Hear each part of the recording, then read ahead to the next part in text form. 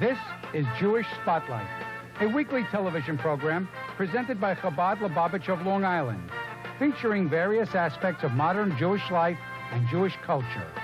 Now, here is your host, Rabbi Tuvia Teldin. Shalom. We're going to talk about a very personal and very interesting topic, a topic that could be very controversial in Judaism, and something that I am sure you're going to get something out of, because the issue of the relationship between the Jewish man and the Jewish woman is a tough issue. It's an important issue. And it's an important issue because that's what makes Judaism click, and that's what makes the shul click. That's what happens in the synagogue, what happens in the home. And making sure that relationship is well understood as to the differences in that relationship. I'm not talking about marriage counseling or therapy. I'm talking about how does Judaism define the different roles in the synagogue and sometimes in the home as well, between the man and the woman. And for many people that might be a controversial statement, just that there are different roles, that there are any differences at all. But as you may be aware, Judaism does say that men and women complement each other. They're equal, but they have different roles and different natural, God-given talents to be able to develop in this world. We have someone with us today who's really a very, very interesting rabbi who's done a lot of research on this topic. And I know you're going to see two guys up here with a beard talking about Jewish women. Where are the Jewish women and where are they expressing their opinion? But I think you're going to find what he has to say to be very insightful and very much of a proponent of Jewish women. So without further ado, let's introduce Rabbi Rabbi Raskin, rabbi of B'nai Avraham, a wonderful synagogue in Brooklyn Heights, Brooklyn. Rabbi Raskin, it's a pleasure to have you with us today. Thank you, but I have to thank my wife for allowing me to come here tonight. I'll do the same. I'll thank my wife as well. I tell the famous story that in heaven there are two lines for men. Yes. One line is the line that the woman was the head of the household, and the other line is the line that the man was more dominant in the house. And the line that the woman was in control was full of men. It was packed. And the line that the man was in control had one guy standing on it. And this guy was Yankel. And Yankel's friend is standing on the line and says, Yankel, what are you doing there? I know you. I know your wife. Your wife treated you like a shmata. And she always told you what to do.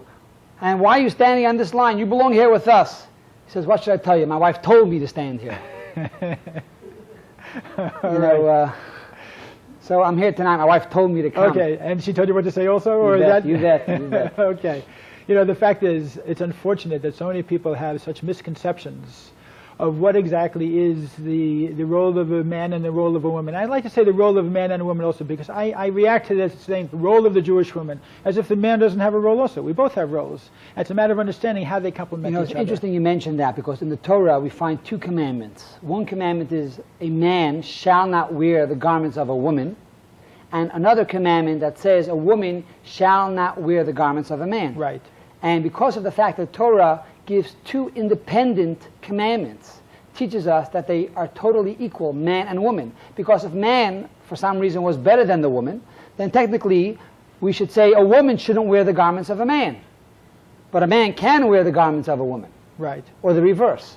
But the fact that the Torah gives equal each equally as far responsibility for man and the woman tells us that they both have the same That brings up a question which I can hear already going through the minds of some of the people in our audience who are a little knowledgeable about Judaism, that we do say that there are more mitzvahs given to the men than there are given to the women, that men are obligated in more mitzvahs. For instance, the wearing of the tefillin, or the wearing of the tzitzit, or other things that we do during the course of the year that are time-bound, men do, and some of them the women don't do. So can you explain why that would be if God, in fact, is treating both equally and is looking with love and with affection towards both male and female? There are basically two answers to this. Number one is that the idea of a mitzvah is to condition the person. Each commandment, there are 613 commandments in the Torah, each one conditions a different part of the body. We believe that by nature men need... Conditions the body or the soul, or what do you mean by conditions? The soul enters into the body. Yes. And it goes into the different limbs and different organs and veins, etc., etc. And the job of the soul is to refine the body and to elevate the body to a new level. So it's almost like a light switch. Every single mitzvah turns on a certain part of the soul or the body. That's correct. So or the soul-body connection. Each time we do a specific mitzvah with a specific organ or limb of our body, that limb or that organ becomes elevated and Gotcha. Okay. somewhat refined. Go on. By nature, men need more conditioning, a more refining than women. You could say that. And more than that, women were given a certain responsibility, which is the responsibility of giving life, and therefore they emulate God, because that's the greatest gift in the world, to be able to give life, and man does not have that ability, no matter how much we want to be able to do that. Only women were endowed with that responsibility and that great opportunity to bring forth life. Sure. And because of that, God said, you are exempt. You know, I'm a rabbi, and therefore as a rabbi, there's a certain thing which is called parsonage. Parsonage means we're exempt from paying taxes on certain amounts of money for certain things that we do, being that we are a rabbi. Now, I never saw a rabbi who says, government, IRS, I don't want the exemption. You know, I want to pay the taxes. You got to be crazy. You know, for a woman to say, I want these mitzvahs even though I'm exempt, is like saying you want to pay taxes. Rather than understanding your role and the reason why you're giving the exemption, they're forgetting about that responsibility and totally shifting to the other side. It's interesting that the Torah, even though both are equal, when you say two people are equal, it means that they have different greatnesses or different qualities that the other one does not possess. Right, they complement each other. So the Torah says that the woman has a greater affinity to spirituality than the man. To give you a few examples, the Code of Jewish Law states that the Jewish soul enters into the body at the circumcision, which means to say a young boy is born, and for 8 days he does not have a Jewish soul. When does that soul enter into the body? At the Brit, at the circumcision on the 8th day. So now I ask you, Rabbi, when does the woman get her Jewish soul? At birth. So the answer is at birth. And the Talmud says women are born circumcised. There are certain religions that mutilate women, and they think they have to circumcise women. The Torah says not only are women exempt from circumcision, but actually they have this quality of circumcision, and they are born with it. And this also implies that at the moment of birth, they already have the godly soul. So they are in tune with spirituality 8 days earlier than the man. And in a certain way have a more special connection. I heard another very interesting explanation as well, that God is not playing favorites between men and women. God is giving each one of us what we need in order to be able to have a relationship with God, in order to connect to God.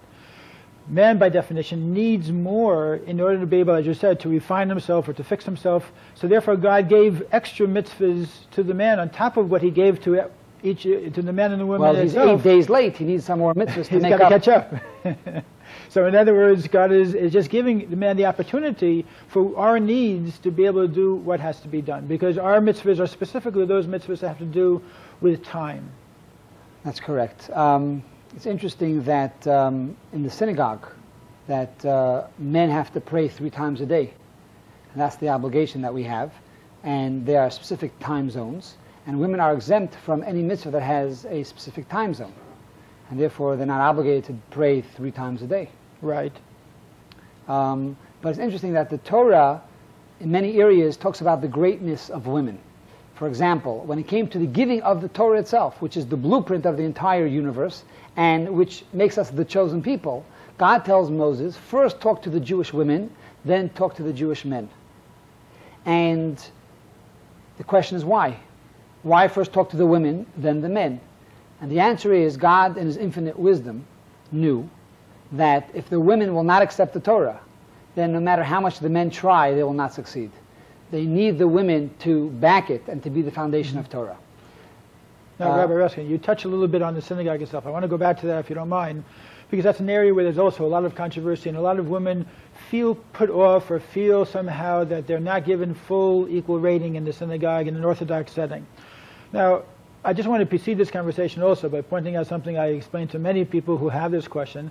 That is that in Judaism, throughout thousands and thousands of years, 95% of Judaism has always been in the home, and 5% has been in the synagogue. The synagogue has always had somewhat of a secondary role, because the real Jewish life is where you eat, where you sleep, where you drink, where you live, where you do your homework, where you do your shmooze, and so forth and so on.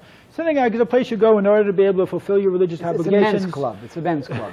Okay, it could be that way. And for many women, that's something, especially in our society, where in many places, in many communities, it's 95% of Judaism is in the synagogue and 5% is in the home. So the roles have been reversed to a certain degree, and as a result, women feel, wait a second, this is where Judaism is, and I'm to be in any way or form somewhat excluded.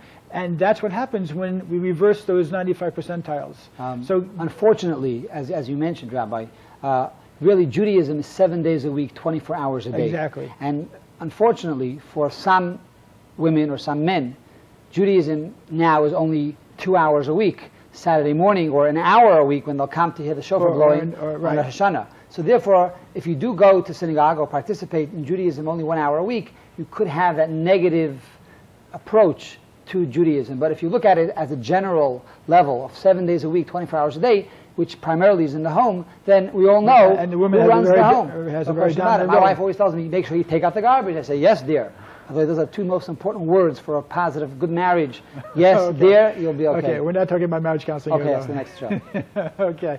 Now, getting back to the synagogue, one of the things, of course, that people are a little bit taken aback by, men and women alike, but of course more women than men, is the mechitza, is the separation between the men and the women. That in an Orthodox traditional synagogue setting, that there is separate seating, not only separate seating, but also somewhat of a partition between the men and women. Can you explain that to a woman who wants to know, why should I go to a place to pray where there's going to be that separation? I can't sit with my husband, I can't sit with my grandfather, Rabbi Jacob Jehecht of blessed memory, would always say, when my wife is sitting next to me, I can't focus on the prayers.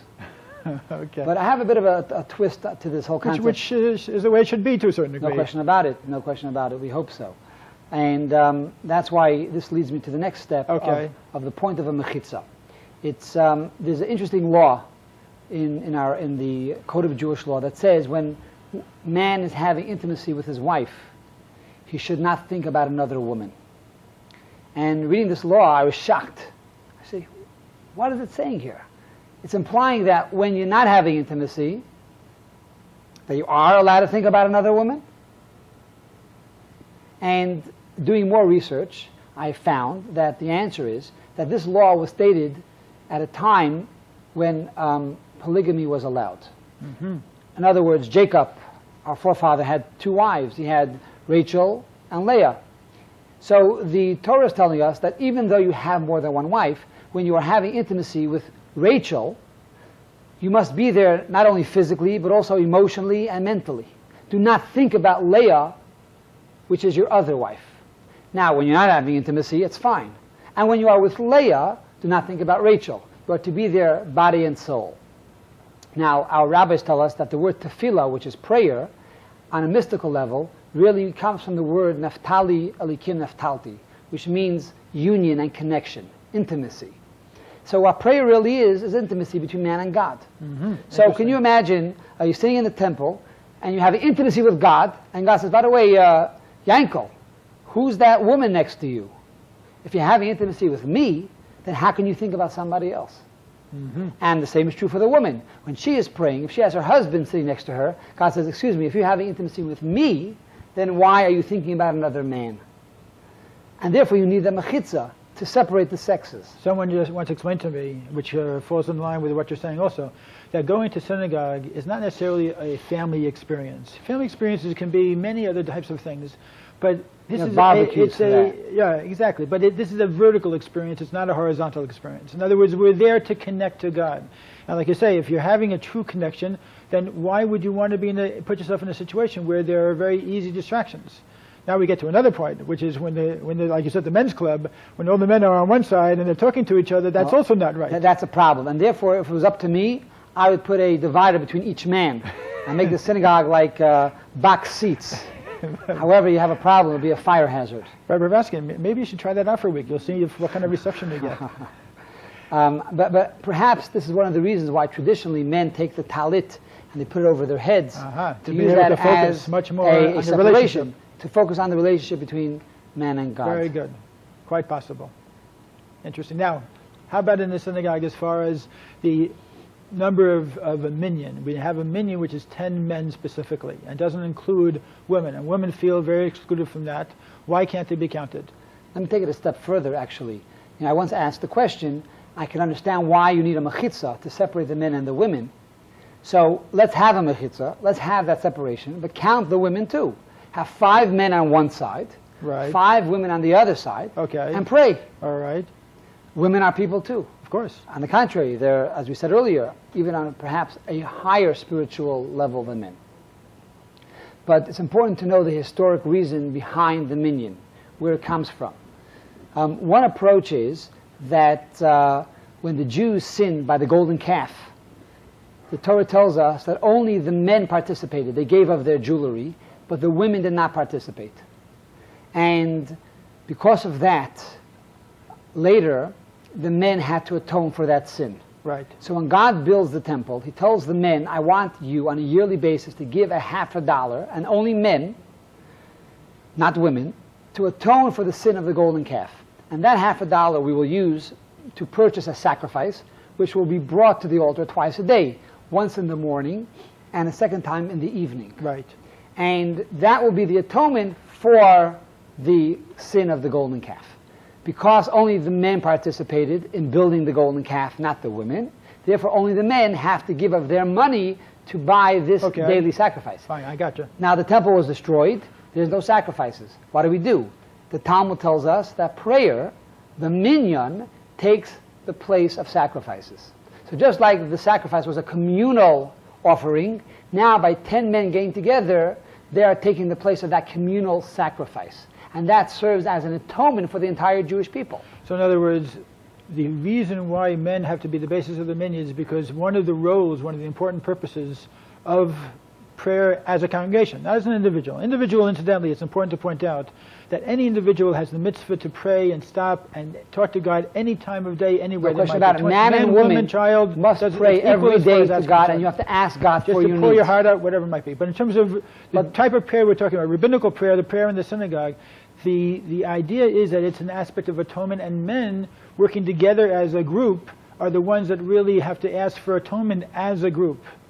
That's because women, you don't hear of women ganging together and becoming, doing terrible things. It's men usually get together you as have a congregation men gangs, and do all the things, gangs right, are and the do things like right. interesting. So it's a different dimension, different perspective on why the minyan is specifically for men for that purpose of atonement.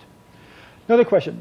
We're talking about something very interesting that the Talmud says concerning women. Bina yisura nitna b'isha yosem b'ish.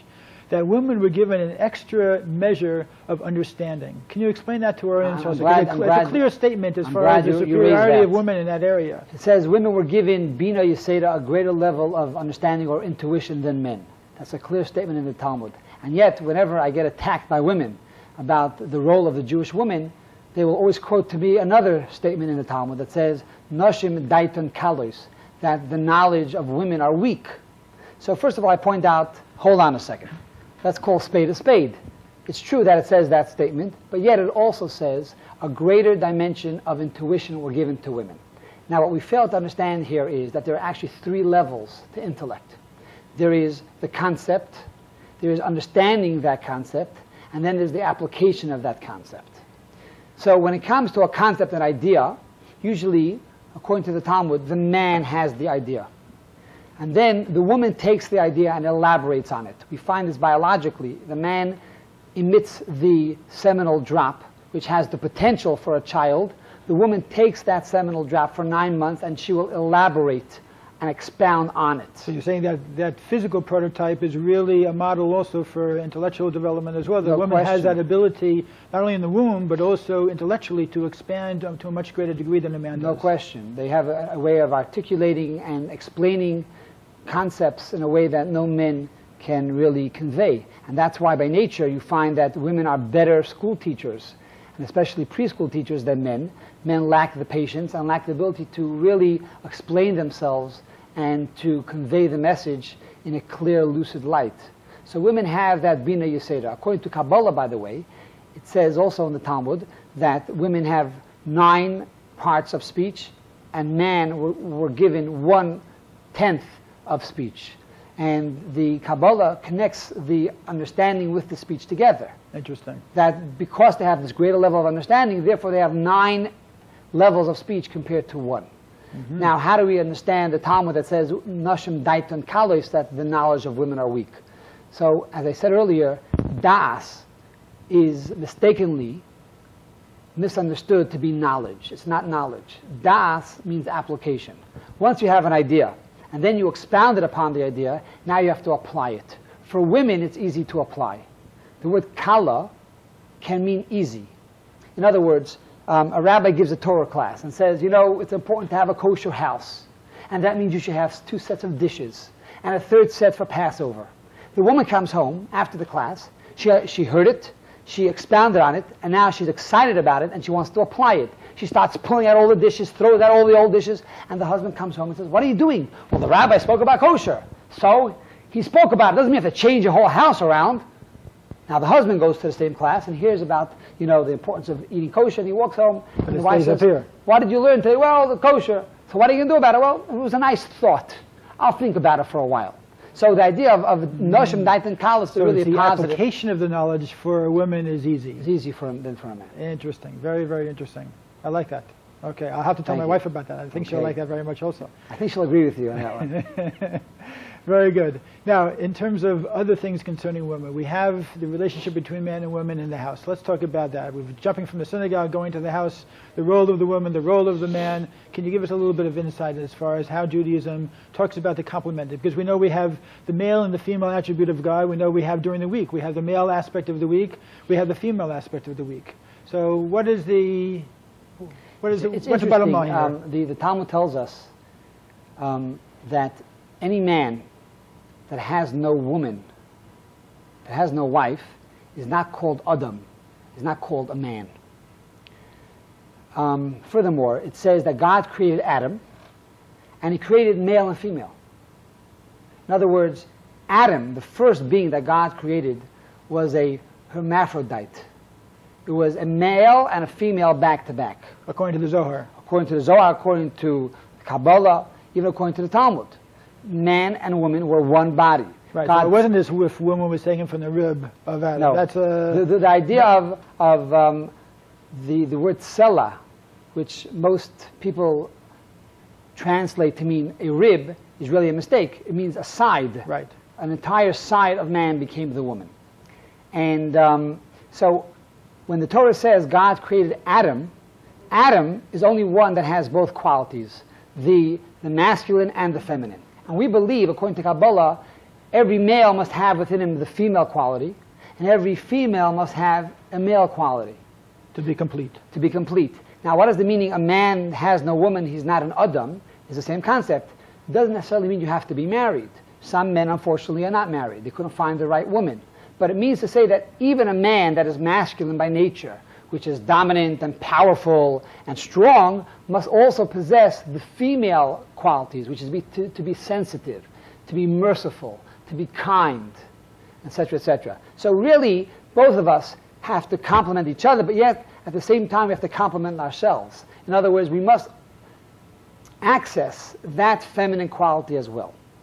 And in the home, primarily, the woman has the female quality, but there are many times that the woman has to be strong. Right. When the husband's not home at night and the kids don't want to go to bed, the wife has to be able to scream and say, go to bed right now, or else. So these are the masculine qualities, which really, again, for us to be a complete human being, to have a perfect balance, we must possess both of these qualities. Interesting. Now, Rabbi Raskin, I know that you go around, you write about this subject, you've given classes and series of classes about this and lectures. What kind of reaction do you get from women who come and they hear you speak about these subjects? I have to tell you that many feminists have eaten at my Shabbos table and come to these lectures on women's issues, and they walk out totally stymied. I mean, they say, well, I have to think about it. I can't answer you right now, but I got to do more research. And it totally blows them away. So I think it's important that we discuss these issues and we bring it out into the open. When I first came to my synagogue 14 years ago, and the first Shabbos I was there, I was attacked emotionally by the women in the temple. Rabbi, how come you have a mechitza? How come women don't get called to the Torah? How come this and that? I told my president, I said, I think we should start a series on women's issues. And my president said, no, you're opening a Pandora's box. Just sweep it under the carpet. They'll forget about it. Well, 14 years later, I'm sorry, I told my president, they haven't forgot about it. Finally, he agrees with me. It took me 14 years to convince him. And he gave me his blessings, and we began doing all these series and classes on very women's much issues. appreciate it. And they love it. No, And they're so happy. It's definitely important to talk about these things because these are issues that hit many people, men and women alike, at the real core of their being. And they want to know what are the answers to these questions. What is the Jewish attitude? How is it that Judaism is being equally minded in their treatment? I think there's one more point that I want to convey to all the women out there. And that is that women were endowed with a very special mitzvah of lighting Shabbos candles Friday night. Now, most people do not understand the power of this, what it really entails and what it really means. The Lubavitcher Rebbe once discussed this, and he said that the word ner, which is candle in Hebrew, has the gematria of 250. Now, in the Torah, there are 248 positive commandments. And then each commandment has two wings, like a bird, that elevates the commandment, and that is love and fear. Women, when they light the candles Friday night, they're not only simply igniting a match to a candle. What they're doing is they're inspiring the men to be able to light up the world by doing these 248 positive commandments, and to do it with sensitivity and with love and affection. Most men, though they do the mitzvahs, many of them do it robotically. They do it merely by chance, merely out of rote, because they were born that way. The fathers told them, the mothers told them, but they lack that love and that personalization to each mitzvah. The women, by lighting the Shabbos candles, have that ability to bring that warmth to Judaism into the home. And it's interesting, the Rebbe pointed out, that women are the ones that start every mitzvah. Shabbos, they light the candles, and the men make Kiddush an hour later. Right. So therefore, I want to compliment the women and thank the women for lighting the candles and inspiring us to make us better people. Sounds good. And I want to thank Mrs. Raskin for sending Rabbi Raskin out here in order to be able to share all that information and for telling him what to say. Thank you. Incidentally, for anybody who is interested in getting in touch with Rabbi Raskin, asking any questions, coming to any of his lectures, or specifically finding out more about this topic, he does have a phone number, which is 718-596-4840. Okay, great. That's 718-596-4840. And you have, I believe, a website as well? Rav Raskin at AOL.com. Okay, you can email him at Rav Raskin, that's RAVRASKIN at AOL.com. So I want to thank you very much and success in your endeavors and keep up your good work. Thank you. In the meantime, all the women out there and the men, rethink what those roles are, how important they are, and how they complement each other, and how much you can do together as a team to be a partner with God in the process of making this world a better place and preparing it for Mashiach, sharing with your family, giving to your community, doing things in the world that have significance. Think about it. Shalom. We'll see you next week. Same time, same station.